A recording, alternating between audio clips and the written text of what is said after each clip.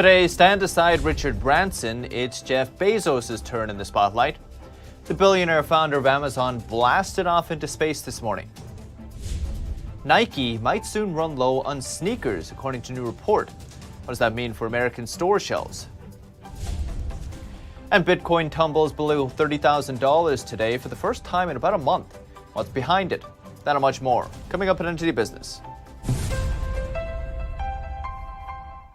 Good evening and great to have you with us. I'm Paul Graney. Amazon CEO Jeff Bezos is back from the edge of space. Just after 9 a.m. this morning, he took off with 3 other passengers. From the sounds of it, they had a real blast. NTD's Colin Fredrickson takes us there. The newest international astronauts, the crew of New Shepard. Congratulations, all 4 of you.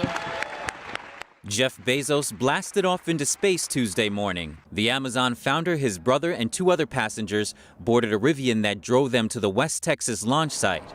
There, they ascended the launch tower before entering the New Shepard crew capsule and then...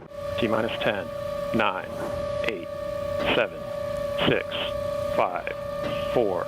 Command engine start. 2, 1. Ignition.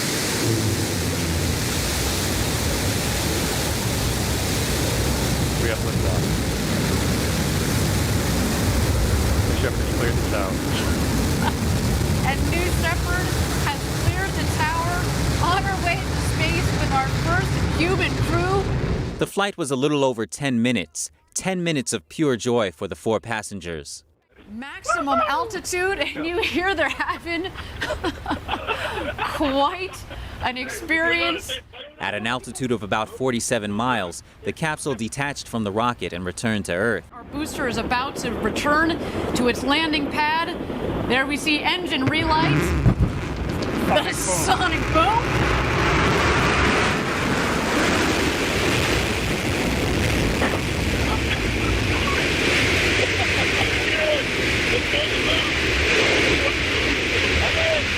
After a few minutes of zero gravity and a spectacular view, the 4 astronauts began their descent. Parachutes shot out from the pilotless capsule as they fell. Basically, everything's automated. It's like a drone, and the only people on board are the passengers themselves. Space expert Brandon Weichert, author of Winning Space, says it's more cost-effective not to have a pilot. He says training and paying for them can be quite expensive. So in the long run, this could potentially reduce the costs on Blue Origins as they seek to scale their operations up. Right now, it's sort of reserved for the wealthy. When responding to a status check after landing, Bezos replied, "Best day ever." As the crew was exiting, they were greeted with cheers and hugs.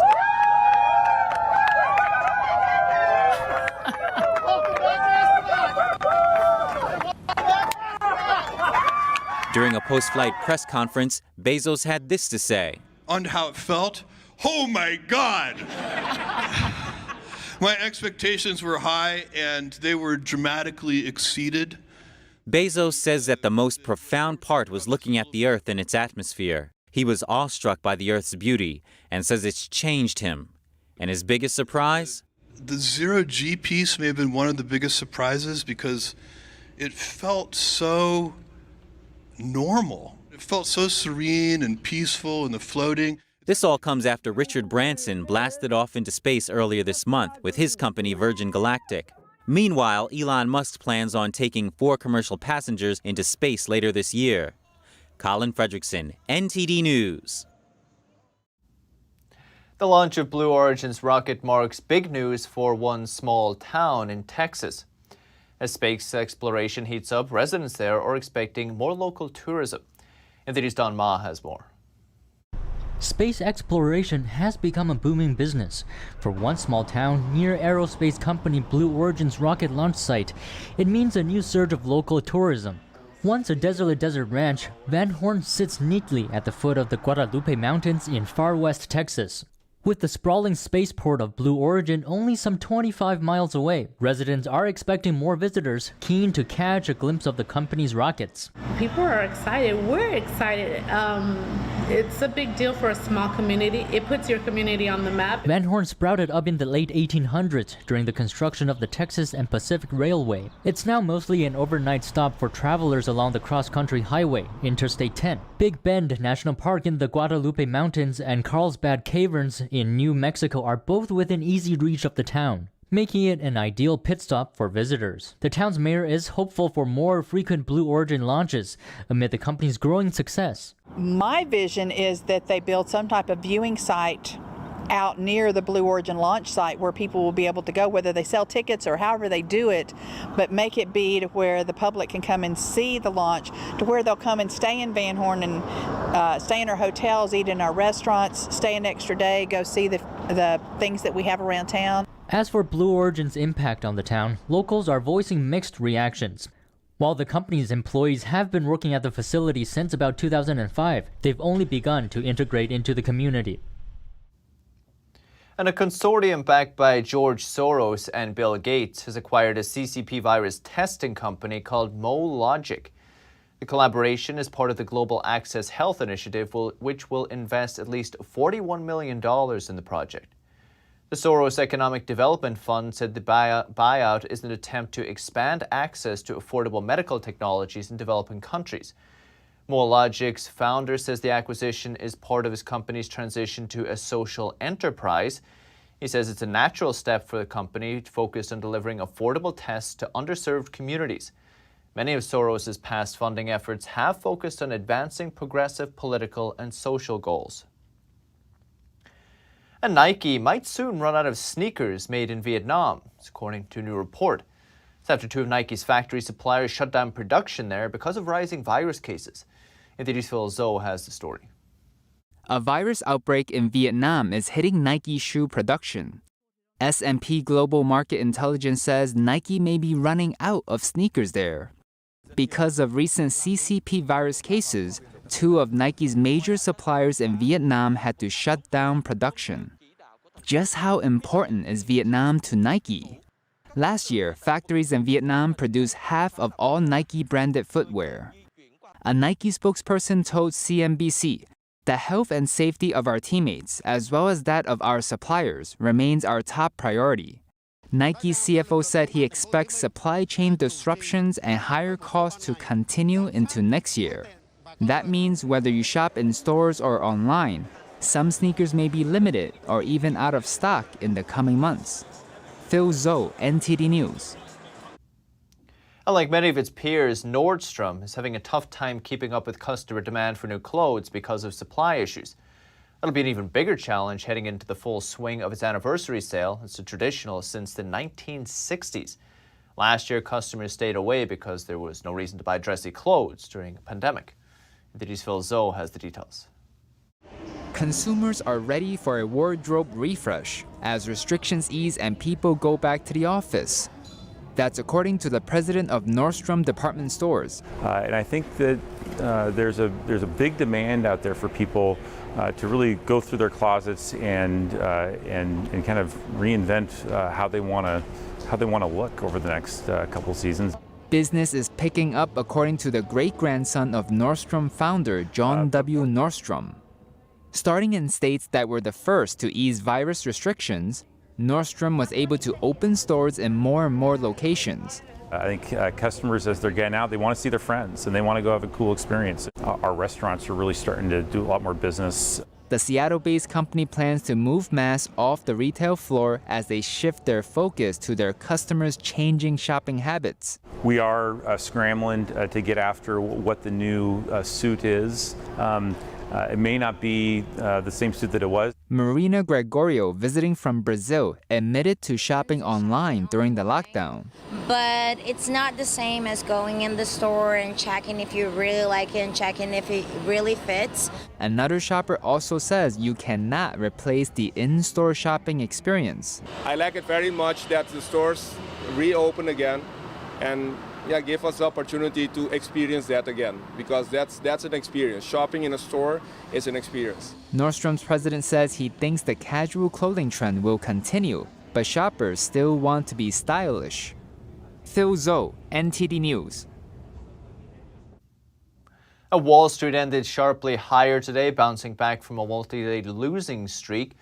All three major stock indexes gained more than 1%. The Dow leading the charge. It's up 550 points, 1.6%. S&P 500 gained 65 points today, 1.5%. The Nasdaq added 224 points, about 1.5% as well. Bitcoin, though, fell today to its lowest in almost a month, slumping below $30,000 as regulators continue calls for tighter checks on cryptocurrencies. Smaller cryptos such as Ether and XRP, which tend to move in tandem with Bitcoin, also lost ground today. Investors sold Bitcoin heavily in May and June, right after the Chinese regime cracked down on crypto mining and trading. Central bankers in the West have also recently called for tighter regulation. The Treasury Secretary Janet Yellen said Monday the U.S. government must move quickly to establish a regulatory framework for stable coins. It's a rapidly growing class of digital currencies that are pegged to more stable assets like the U.S. dollar, gold. Bitcoin has fallen by more than half since hitting a peak of almost $65,000 in April. And U.S. home building activities rose more than expected in June, but the momentum is slowing. Permits for future construction dropped to an 8-month low, suggesting the housing shortage could be here for a while. Builders are likely held back by expensive building materials as well as shortages of labor and land. Though lumber prices are way down from record highs, builders are still paying more for steel, concrete, lighting. They're also grappling with shortages of appliances like refrigerators. One economist says some builders are delaying, even turning down orders to allow shortages to ease. And despite those rising commodity prices and the CPI showing over 5% inflation over the past year, Treasury yields still are not rising. The 10-year still returns less than 1.3%, so as at current levels of inflation, your real return could be negative 3.5%. Why would any investor do that? Actually, the chief economist at the Tressis Hedge Fund says it's not really investors doing it, but the Federal Reserve. It's buying the bonds to keep the yield artificially low, but it has to do quantitative easing, QE, aka print money to do that. That is inflationary. Ask Lakaye, how much is that driving up prices this year? Yeah, more money created that is going to assets that are scarce, be it equities in which the companies are buying back stocks. That is a direct consequence. The massive buyback of stocks is a direct consequence of quantitative easing as well, of cheap money. Be it commodities, be it houses, be it scarce assets. It's basically more units of money chasing scarce assets, and that generates inflation.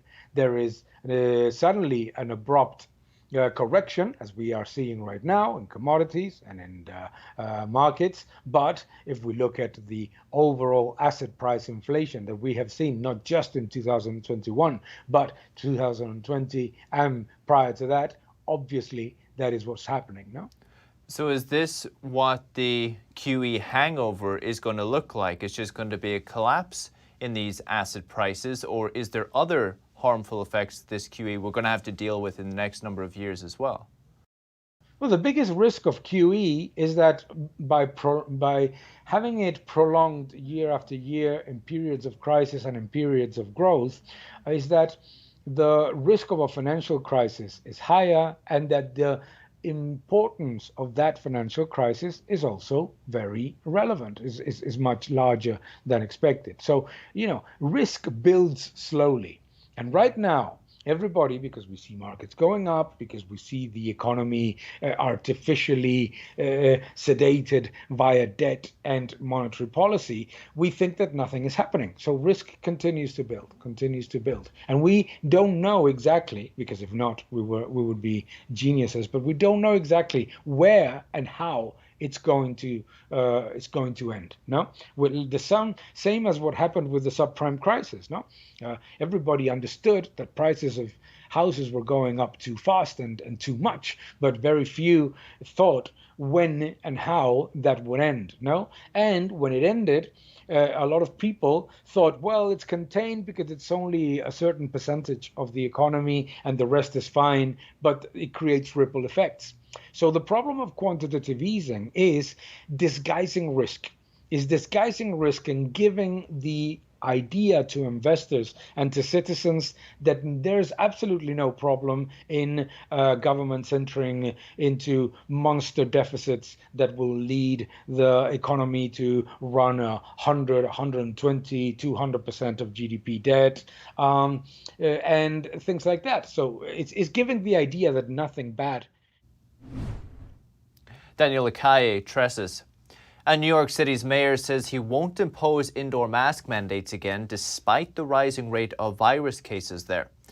He says the city will opt for getting more New Yorkers vaccinated instead. My question today is, due to the challenge with Delta variant, do you expect or do you support a executive order to enforce mandatory mask wearing indoors and outdoors in New York City? No. Simple answer, no. Masks have value, unquestionably. But masks are not going at the root of the problem. Vaccination is. So we do not intend mask mandate. We do intend to double down on vaccination. In nearby New Jersey, the governor is begging more residents to get vaccinated. He says virus variants are all over the state, and he warned that he could reimpose mask mandates and other safety measures. Yesterday, the Secretary of Health and Human Services signed a renewal of the U.S. public health emergency. The declaration needs renewal every 90 days to remain in effect. And just less than a day after the UK's reopening, dubbed Freedom Day, Prime Minister Boris Johnson says people will need to show they are fully vaccinated to enter nightclubs and other large venues with large crowds, starting from the end of September. That's when everyone over 18 will have had their chance to be fully vaccinated. I don't want to have to close nightclubs again, as they have elsewhere. But it does mean nightclubs need to do the socially responsible thing and make use of the NHS COVID pass, which shows proof of vaccination, a recent negative test, or natural immunity as a means of entry. Right now, it's only a recommendation that nightclubs ask for vaccine proof or negative test results. But Johnson says the government has the right to mandate certification, and it's to reduce transmission at a time when CCP virus cases are rising because of the new Delta variant. About 35% of 18 to 30-year-olds in the UK have not had their first shot. And the economic freedom of a province or American state like California or Texas declines when its population exceeds 9.5 million people, often resulting in higher government spending, higher taxes, and less flexible labor markets, according to a new study. As the study's author, Russell Sobel, senior fellow at the Fraser Institute, if it's just because a larger number of people is just harder for a government to handle. Well, I think the best way of looking at it is that for any given private firm, like a Ford Motor Company, there's an optimal size factory. You can either be too small or too big. And it's the same thing when it comes to states and provinces as well. If you're too small, advantage of what us economists call economies of scale. While on the other hand, when you get too big, your jurisdiction just gets too big to manage. And really, it's both public finance factors as well as the functioning of your political institutions in democracy. And what it turns out is that around 9.5 million people is where that maximum happens. Beyond that point, economic policies tend to suffer. So really the big conclusion is that states and provinces that are very large, places like California, for example, are maybe getting too big to really have effective economic policies that are most conducive to growth. Is there any recommendations from a public policy perspective how to help this, or? Well, there's two things. The funny thing about the state of California, even though I don't live there, is that there have been ongoing pretty serious efforts to split it into multiple states now for a couple of years. So, there's these ongoing debates about whether we should take these really large states and split them up into a couple smaller states or those kinds of things where I think this is a relevant policy debate. But I think it also really has to do with answering the question of why some places are so much more economically successful than others. I think the answer is that some places just get really to be too big to be effective state and local governments for helping to promote the things that citizens really need. You mentioned California. We also see with New York this year and over previous years, a lot of people are actually leaving these states, voting with their feet, as one of our other guests put it, to places like Florida or Texas or elsewhere. Is there some correlation in the data here, do you feel? Yeah, very heavily correlated. There's a huge correlation between in and out migration and the quality of your economy and your economic policy. So, that's something we know for sure. I think the bigger question is, why do some places have so much better policies than others? I mean, there's places like West Virginia, for example, that don't have very good economic policies, and then, other states like, Texas that have much better ones. What explains these differences? And I think it's just, and nobody had really looked at the effect of both geographic size and population before. And while I talked about population, it also turns out to be the case that geographic size matters too. You end up with some of these states like Alaska, for example, that are giant in terms of their pure sheer size. And those things have significant effects as well. What are some of the most significant manifestations of this in the extreme examples? High taxes as a share of the economy is one of them. It's really looking at, if you look at taxes and spending as a share of the economy, where is government most efficient? And it's kind of like looking at a firm's per unit cost. Walmart has lower cost per unit than a small convenience store because it gets bigger. But at some point, those get exhausted and you can get too big. And so governments, there's some size where governments are the most effective. And to kind of put my study into perspective, I found about 9.5 million people is about the optimal size. Beyond that, things go downhill. There are some previous papers looking at the optimal size of cities, and those are pretty much in agreement that the optimal city size is around 3 million. So I think it's interesting to view that in perspective. Mine would suggest that probably the optimal state for economic growth is a state with 3 cities of about 3 million people. Russell Sobel, the Fraser Institute. And still to come this evening, astronauts in the International Space Station growing a popular spice used in Mexican food. Why might they prefer spicy food in space? That and more after this short break.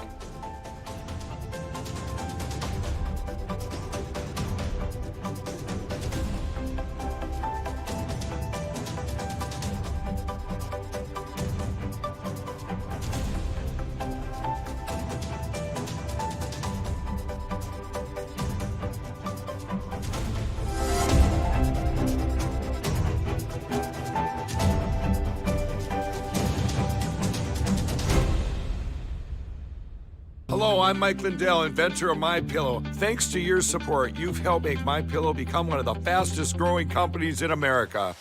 Over the last 12 years, you've helped MyPillow create thousands of jobs right here in the USA. When I got MyPillow, I'm asleep almost immediately. I stay asleep at night and I wake up more well-rested in the morning. That's why I invented MyPillow. My patented fill adjusts to your exact individual needs and helps keep your neck supported and aligned. I'm interrupting this commercial right now. Retailers have canceled MyPillow, and to thank you for your support, I'm gonna pass the savings directly on to you. For example, you get my 6-piece towel sets, regular $109.99, now only $44.98, or MyPillow dog beds for as low as $19.99 with your promo code. For the best night's sleep in the whole wide world, visit MyPillow.com. Secure, the true solution for your digital privacy and security. Secure is a private and secure messaging and email solution hosted in Switzerland, using military-grade encryption and Swiss privacy laws, giving you true privacy. Secure is 100% private and does not collect or sell any of your personal data. Secure's Helix technology connects you securely to our Swiss servers without the need of a VPN, guaranteeing privacy and security for all your communications. Secure Messenger doesn't require your phone number or any personal data that hackers target. Chat by Invites allows you to chat privately and securely with anyone outside of your secure network without the need for others to download Secure. Secure Send offers you a private and secure way to email anyone outside of Secure. You won't find this level of privacy or security on any other email or instant messaging application. Visit secure.com. Regain and protect your privacy today.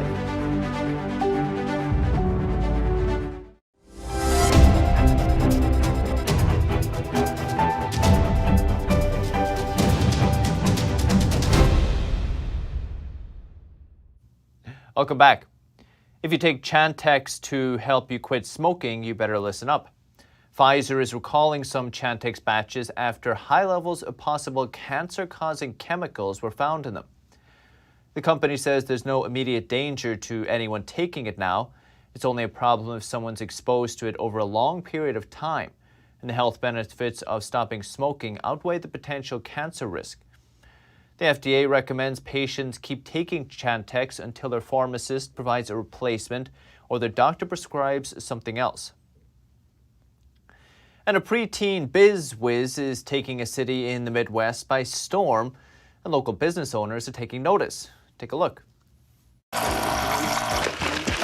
This 11-year-old Kansas kid is turning bespoke beverages into big business. It belongs to Nelson, and we got the flavor. Nelson McConnell's unique flavor aids have been quenching Kansas City thirsts since he took his special family recipes public in 2018. It's from my great-grandma and my grandma and my mom. I'm like fourth-generation mixologist. And business is booming, so much so that Nelson just became the youngest member of the Heartland Black Chamber of Commerce, whose leaders say his accomplishments send young entrepreneurs everywhere an important message. No matter your age, no matter any of those barriers that are in front of you, that you can break through them and you can do what you want to do. It seems NASA astronauts at the International Space Station are just like the rest of us who've discovered our green thumbs during the pandemic. The astronauts are currently growing red and green chili peppers in space. NASA said growing the peppers is, quote, one of the longest and most challenging plant experiments attempted aboard the orbital lab. The astronaut who helped grow red romaine lettuce in space in 2016 planted the 48 seeds in a growing facility. Then a team with the Kennedy Space Center put those seeds in a device called a science carrier. The peppers should be ready for harvest in about 3.5 months. If you're wondering why they chose peppers, a NASA official says crew members may prefer spicy or seasoned foods because they can temporarily lose their sense of taste or smell in orbit. In other news, one businesswoman in Jordan is putting a special traditional ingredient in her skincare products, and it's seeing pretty high demand. It's probably not what you'd expect, though. NTD's Richards has the details. Drinking camel milk is common in Jordan, but making soap out of it is not. That is until Laura Al-Titi came along. I am the first person to make products from camel milk in Jordan. It was not an easy task. There is a lack of similar products, mainly because it is difficult to obtain camel milk. The mother of 3 tours camel farms in surrounding areas to get the milk. She first started planning the project in 2009, and since then her business has grown. I gradually developed the idea and expanded it from a home business to striking deals with factories to produce for me. But she says she still continues to make soap herself in her own workshop as well. Titi started her soap line at home using the manual process, but producing soap by yourself can be dangerous. Soap is sensitive because there are some dangers with breathing it in or getting it on skin. So whoever joins this field has to know how to protect themselves as well.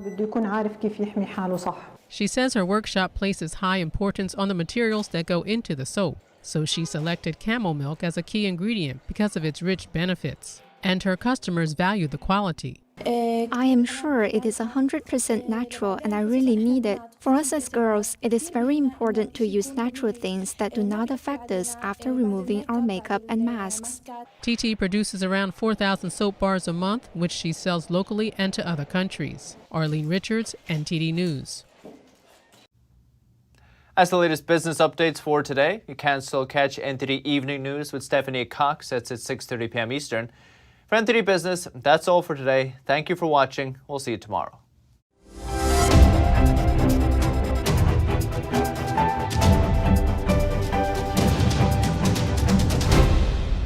We have a new channel. Subscribe to us on YouTube at NTD News. Get the highlights of our news broadcast and the most important headlines that we curate especially for you. Don't let YouTube decide what information you get. That's your choice. YouTube is deleting our videos and cuts you off from a source of honest reporting. Make sure you don't lose access to NTD's news content and take a quick moment to subscribe to our newsletter so no matter what happens here, you'll keep your access to a trustworthy news source.